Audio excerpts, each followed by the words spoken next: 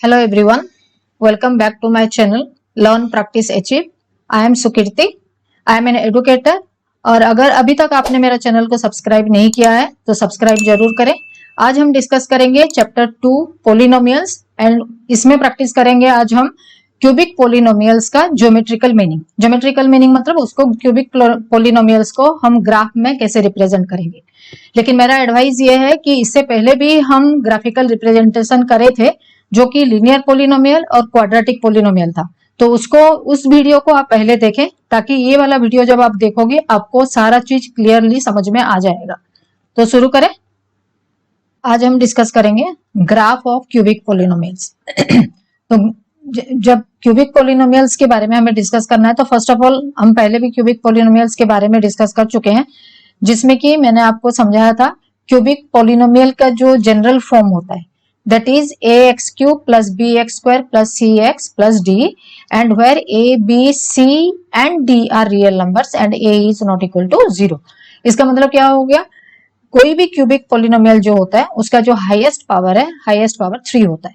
Okay, तो ये expression जो है, जो जनरल एक्सप्रेशन को कोई भी एक एग्जाम्पल के थ्रू हम लिख सकते हैं। जैसे सपोज हमने लिखा 3x cube plus 4x square plus 5x minus 6 suppose.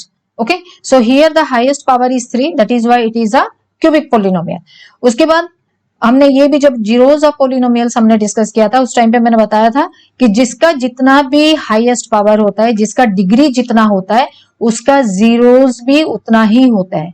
इसका मतलब जो जीरोस है, जीरोस एंड द इक्वेशन और द एल्जेब्रिक एक्सप्रेशन और द पोलिनोमियल्स जो भी होंगे उसका जो हाईएस्ट डिग्री जो होगा जीरोस के साथ डिग्रीज सेम हो जाएगा।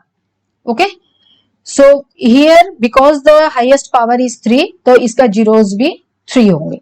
तो क्यूबिक पोलिनोमियल जो हमने अभी डिस्कस करना है हमें, तो मैं आपको दिखाऊंगी वहां पे कि जब हम उसको ग्राफ में रिप्रेजेंट करते हैं तो उसके 3 जीरोस निकल रहे हैं या नहीं निकल रहे हैं। क्लियर। उसके बाद the graph of a cubic polynomial intersect the x-axis at maximum of 3 points। जैसे कि मैंने अभी आपको समझाया कि जो क्यूबिक पोलिनोमियल होते हैं क्योंकि उसका पावर हाईएस्ट पावर 3 होता है तो इसी वजह से उसके जीरोस भी 3 होते हैं। अगर जीरोस 3 होते हैं इसका मतलब क्या हो गया, वो एक्स एक्सिस को भी 3 पॉइंट्स में इंटरसेक्ट करेंगे। क्लियर। लेकिन जब हमने इससे पहले जो डिस्कशन करा था 2 अदर ग्राफ्स के बारे में, तो वो दोनों ग्राफ में क्या था, एक लीनियर पोलिनोमियल था और एक क्वाड्रेटिक पोलिनोमियल था। तो लीनियर पोलिनोमियल में क्या था, जो भी ग्राफ हमने लिया था, सपोज जैसे ये एक्स एक्सिस और वाई एक्सिस हो गया, तो लीनियर पोलिनोमियल में वो एक्स एक्सिस को सिर्फ एक ही पॉइंट में क्रॉस कर रहा था। If you will take this is X and this is Y, तो क्या हो गया, linear polynomial was when we were discussing, तो ये क्या था, लीनियर पोलिनोमियल सिर्फ एक ही पॉइंट में उसको इंटरसेक्ट कर रहा था। जब हमने लिया quadratic polynomial, again X axis Y axis ले लिया, तो क्वाड्रेटिक पोलिनोमियल में क्या था, पैराबोला था। इसका मतलब वो एक्स एक्सिस को 2 पॉइंट्स में इंटरसेक्ट कर रहा था। Okay, if this is x axis और दिस इज वाई एक्सिस। लेकिन जो क्यूबिक पोलिनोमियल है, क्यूबिक पोलिनोमियल में क्या हो जाएगा, वो 3 पॉइंट्स में इंटरसेक्ट करेगा। हो सकता है ये पॉइंट ऐसा हो और ऐसा हो, किसी भी वे से वो जो पोलिनोमियल जो ग्राफ होगा, ग्राफ को 3 पॉइंट्स में इंटरसेक्ट करेगा, उससे ज्यादा पॉइंट में इंटरसेक्ट नहीं करेगा। That is why the x axis it will intersect x axis at maximum of 3 points, not more than 3। Clear. इसका मतलब क्या हो गया, मैक्सिमम मतलब क्या हो गया, वो 1 पॉइंट में भी कर सकता है, 2 पॉइंट में भी कर सकता है या 3 पॉइंट में कर सकता है, 3 से ज्यादा में नहीं कर सकता। क्लियर। और यहाँ पे एक चीज और कॉमन है कि जो हम अगर पोलिनोमियल देखते हैं, ये क्यूबिक पोलिनोमियल देखते हैं, तो क्यूबिक पोलिनोमियल में क्या है, इसका कोई एक फिक्स्ड शेप नहीं है। लाइन का जो शेप होता है, जैसे हमने लीनियर पोलिनोमियल में क्या देखा था कि जो लाइन था वो एक स्लैंटिंग लाइन था और वो स्लैंटिंग लाइन किसी भी डायरेक्शन में हो सकता था और वो एक्स एक्सिस को एक ही पॉइंट में इंटरसेक्ट करता था। मतलब इट वाज फिक्स्ड कि जो लीनियर पोलिनोमियल बनेगा वो स्ट्रेट लाइन ही बनेगा। ओके, जब हमने क्वाड्रेटिक पोलिनोमियल देखा, क्वाड्रेटिक पोलिनोमियल में क्या था, वो एक पैराबोला ही बनेगा और वो एक्स एक्सिस को 2 डिफरेंट पॉइंट्स में इंटरसेक्ट करेगा। लेकिन जब हम क्यूबिक पोलिनोमियल की बात करते हैं, क्यूबिक पोलिनोमियल में कोई एक डेफिनाइट पैटर्न या शेप नहीं है, वो कुछ भी शेप हो सकता है, लेकिन वो एक्स एक्सिस को 3 डिफरेंट पॉइंट्स में इंटरसेक्ट करेगा। लेकिन अगर आप ये क्यूबिक पोलिनोमियल देखते हो तो यहाँ पे भी आपको छोटे छोटे पैराबोलाज ही नजर आएंगे। ओके, तो जो क्यूबिक पोलिनोमियल होगा it has maximum of 3 zeros, not more than that. Clear? अभी हम डिस्कस करेंगे कि क्यूबिक पोलिनोमियल को जब हम ग्राफ में रिप्रेजेंट करते हैं तो ग्राफ दिखता कैसे है। मैंने पहले भी आपको बताया था कि जब हम क्यूबिक पोलिनोमियल को ग्राफ में देंगे तो ग्राफ का जो शेप होगा उसका कोई फिक्स्ड शेप या डेफिनाइट शेप नहीं होगा, उसमें सारे अकॉर्डिंग टू द वैल्यूज उसका ग्राफ का जो पैटर्न होगा वो सारा डिफरेंट डिफरेंट होगा। लेकिन एक कॉमन पॉइंट क्या है इसमें कि ये एक्स एक्सिस को 3 डिस्टिंक्ट पॉइंट में इंटरसेक्ट करेगा। ओके, और मैक्सिमम नंबर ऑफ जीरोस जो होंगे वो 3 ही होंगे, मतलब 1 भी हो सकता है, 2 भी हो सकता है, लेकिन मैक्सिमम 3 ही होंगे। तो इसी चीज को हम रिप्रेजेंट करने के लिए एक ग्राफ का इक्वेशन लेते हैं यहाँ पे, that is x cube minus 4x which is a cubic polynomial. ठीक है, अभी x का वैल्यू जो है, ये x का वैल्यू हम कुछ भी ले सकते हैं। Okay, to find out the value of y, क्योंकि हमें यहाँ पे ग्राफ में रिप्रेजेंट करने के लिए हमें कोऑर्डिनेट्स चाहिए जो कि x और y होना चाहिए। तो y इज इक्वल टू अगर एक्स क्यूब माइनस 4x हम लेते हैं और x का वैल्यू सपोज हमने लिया 2, तो ये कितना हो गया, 2 का क्यूब माइनस 4 इंटू 2 हो गया। So this is equal to 8 minus 8 is equal to 0। ठीक है, दूसरा एक वैल्यू सपोज लेते हैं हम 0, देन x का वैल्यू अगर 0 हो गया तो 0 का क्यूब हो गया minus 4 into 0। Okay, so this is equal to 0। तो अगर x का वैल्यू 0 होता है तो y का वैल्यू भी 0 हो गया। अगर y का वैल्यू निकालने के लिए हम x का वैल्यू को माइनस 2 लेते हैं तो minus 2 to the power 3 minus 4 into minus 2, तो ये कितना हो गया माइनस 8, और माइनस माइनस ये प्लस हो गया प्लस 8, तो ये हो गया 0। तो x का वैल्यू अगर 2 होता है तो y का वैल्यू हो गया 0, x का वैल्यू 0 होता है तब भी y का वैल्यू 0, x का वैल्यू माइनस 2 होता है तब भी y का वैल्यू हो गया 0। ठीक है, इसका मतलब क्या हो गया, इसी ग्राफ को अगर हम इसमें रिप्रेजेंट करेंगे इस ग्राफ में तो सारे जगह पे y का वैल्यू हो जाएगा 0। क्लियर? तो अगर आप पुट करके देखते हैं x इज इक्वल टू 2, तो ये x इज इक्वल टू 2 हो गया। ठीक है, ये पॉइंट में तो x 2 एंड y 0, ये सेंटर वाला पॉइंट जो है origin point that is 0 and 0, और ये हो गया माइनस 2 एंड 0। ओके, ये हम लेते हैं x एक्सिस और ये हो गया आपका y एक्सिस। क्लियर? अभी एक क्वेश्चन यहाँ पे हो सकता है कि मैम ये माइनस 2 0 0 0 और 2 और 0 तो एक ही लाइन में आया हुआ है, तो ग्राफ ऐसे क्यों बना हुआ है? तो इसका मतलब ये नहीं है कि सिर्फ हमने ये 3 वैल्यू लिया, इसके अलावा भी जब हम वैल्यू लेंगे, क्योंकि यहाँ पे ग्राफ में बहुत सारा दिखाना पॉसिबल नहीं है, इसीलिए मैंने मिनिमम 3 वैल्यू लिए हुए।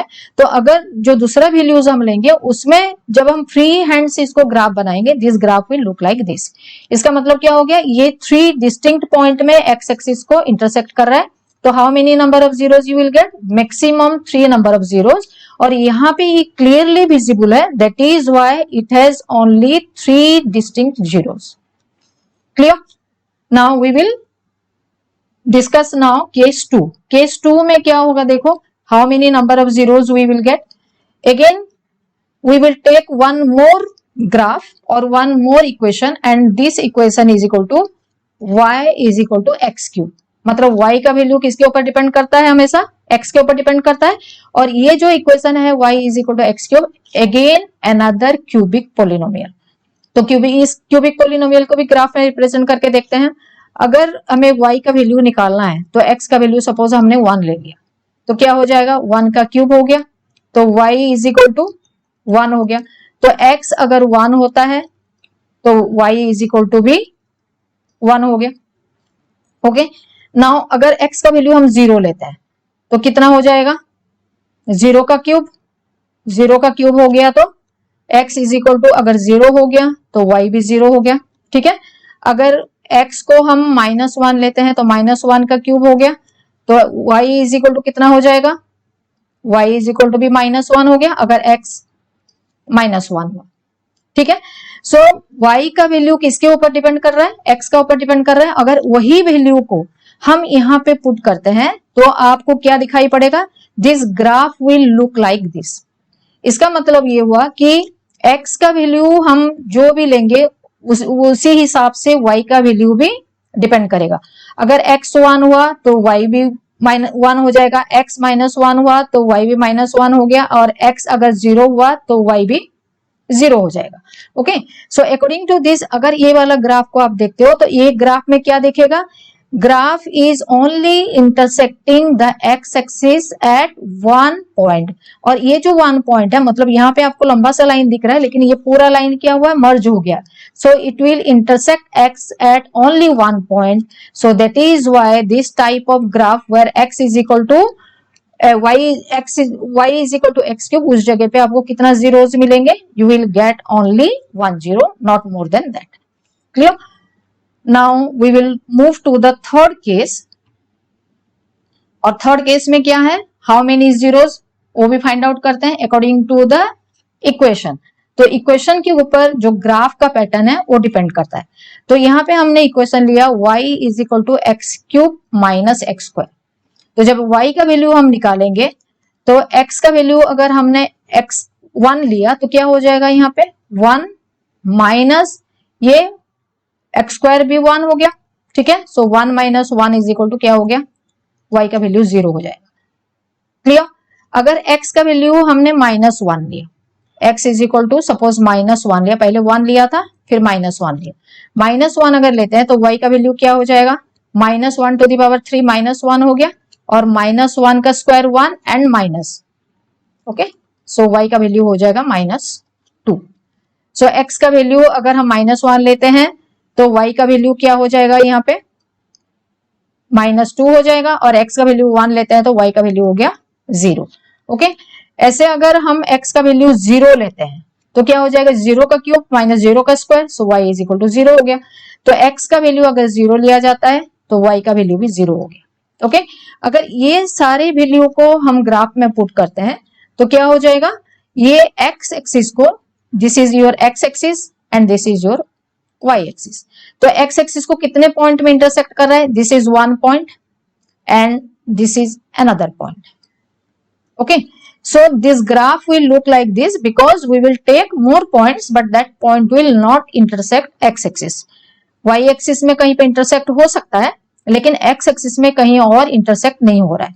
तो यहाँ पे कितने डिस्टिंक्ट जीरोस हमें दिख रहे हैं, 2 distinct zeros, because it will intersect x axis in 2 different points.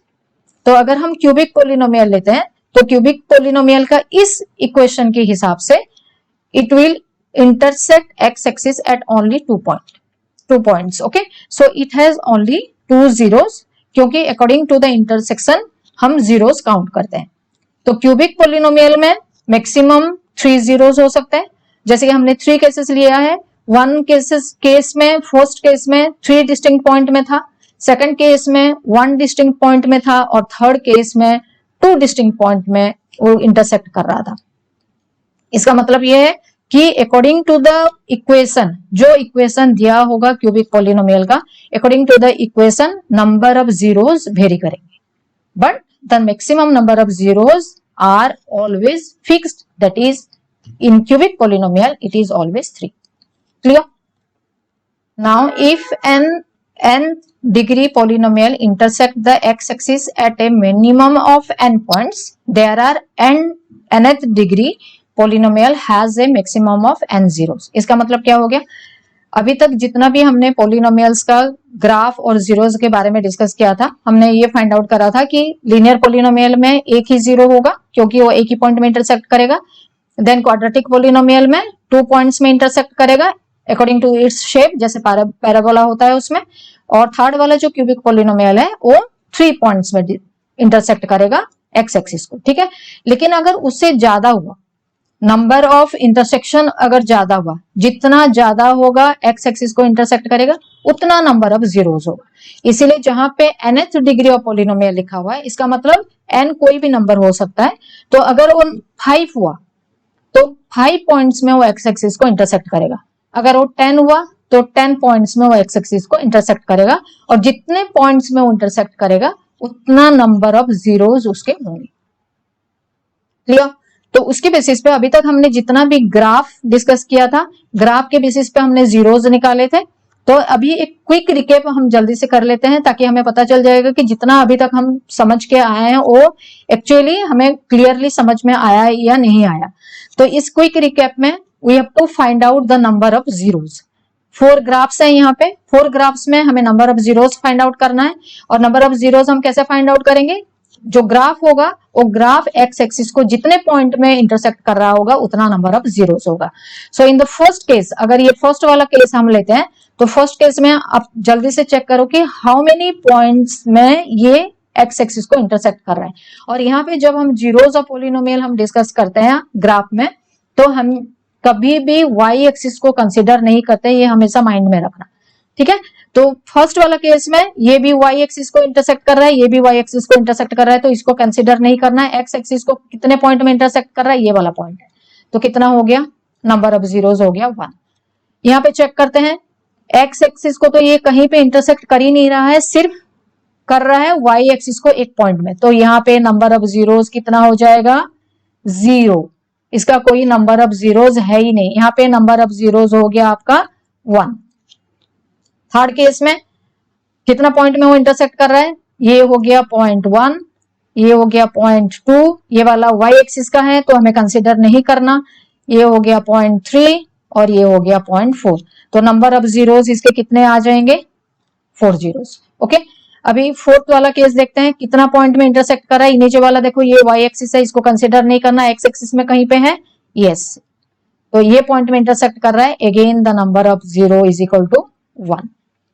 सो जो भी नंबर ऑफ जीरोज होगा वो एक्स एक्सिस को जितने पॉइंट में इंटरसेक्ट कर रहा होगा उतने नंबर ऑफ जीरोज होगा। समझ में आ गया? ओके स्टूडेंट्स, आज का टॉपिक यहाँ पे खत्म होता है। और जो हम डिग्री ऑफ पोलिनोमियल्स और ग्राफ ऑफ पोलिनोमियल्स जो डिस्कस कर रहे थे वो भी यहाँ पे खत्म हुआ। ओके, लेकिन पोलिनोमियल्स में और भी बहुत ऐसे टॉपिक हैं जो जिसके बारे में हम डिटेल डिस्कशन करेंगे आगे आने वाले वीडियो में। सो इसलिए please like, share and subscribe my channel and don't forget to hit the bell icon to get my new upcoming videos. Thank you for watching.